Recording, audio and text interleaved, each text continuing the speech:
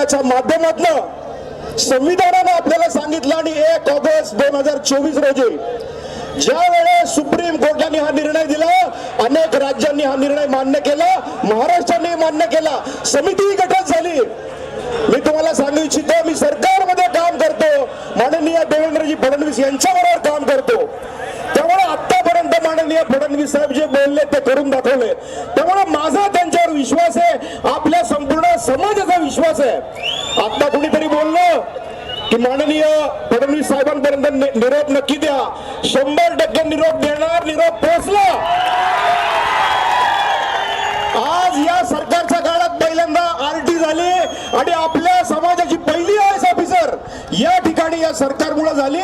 तर यामुळं मी माननीय फडणवीस सरकारला सांगणार आहे, या ठिकाणी माझ्याबरोबर विधिमंडळातले माननीय सुनील कांबळे साहेब सुद्धा आहेत। आज खऱ्या अर्थानं डोळ्याचं पारणं फेडणारा हा मोर्चा आहे। आज आमच्या आया बहिणी या ठिकाणी उन्हात बसलेल्या आहेत, आज या ठिकाणी आमच्या आया बहिणी उन्हात या ठिकाणी बसलेल्या मी बघतोय, चालताना बघतोय, उपाशी तापाशी बसल्यात। कशासाठी बसल्यात? उद्याच्या पिढीसाठी बसल्यात। आणि हे आरक्षण उपवर्गीकरण झालं पाहिजे, होणार आहे आणि लवकरात लवकर झालं पाहिजे, ही आमची भूमिका आहे। आज महाराष्ट्रामध्ये तेढ निर्माण करण्यासाठी अनेक मंडळी काही ना काही बोलतायत, काही ना काही बनवतायत। मी आपल्या सर्वांना विनंती करणार आहे, त्यांच्या असल्या घाणेरड्या वक्तव्यांना आपण उत्तर देऊ नका, कारण आपण वाघ आहोत, आपण वाघ आहोत, वाघच राहणार आहोत। आज अनेक खोटे अकाउंट ओपन करून त्या ठिकाणी वेगवेगळ्या पद्धतीने नेरेटिव्ह सेटिंग केलं जातं, वेगवेगळ्या पद्धतीने त्या ठिकाणी बोललं जातं।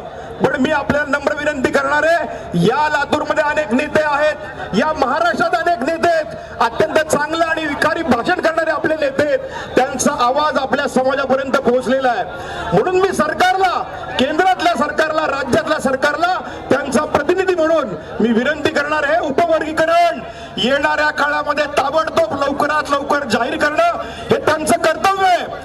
आणि आपल्या समाजाचा एक माणूस म्हणून, एक मुलगा म्हणून, एक नेता म्हणून जोपर्यंत हे उपवर्गीकरण लवकरात लवकर जाहीर होणार नाही तोपर्यंत ही लढाई अशीच चालू ठेवणार आहे।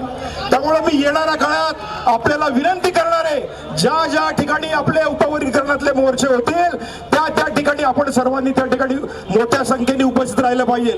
आणि फक्त उपस्थित राहायचं नाही, तर त्या ठिकाणी जाऊन आपल्या त्या बांधवांना पाठिंबा द्यायचा आहे। मी तुम्हाला एवढंच सांगतो, उपवर्गीकरण हे आता अगदी जवळ आलेलं आहे आणि ते होणार म्हणजे होणार, हे मी तुम्हाला नक्की सांगतो। आणि आज मी पुन्हा एकदा या ठिकाणी आल्यानंतर खऱ्या अर्थानं सोमनाथ भाऊंची आठवण आल्याशिवाय राहणार नाही।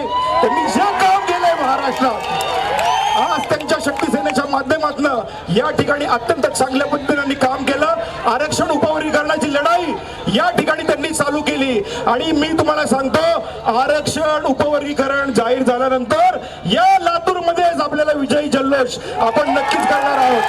त्यामुळे मी आपल्या सगळ्यांना विनंती करणार आहे की जोपर्यंत ही लढाई आहे, ही लढाई आपली, तुमची, आमची आणि उद्याच्या भवितव्याची लढाई आहे, ती सगळ्यांनी आपण एकत्र लढायची आहे। मी तुमचा प्रतिनिधी म्हणून जी वेळ पडेल त्या वेळेस विधिमंडळात, त्या सरकारमध्ये त्या ठिकाणी भांडण केल्याशिवाय राहणार नाही। पुन्हा एकदा सर्व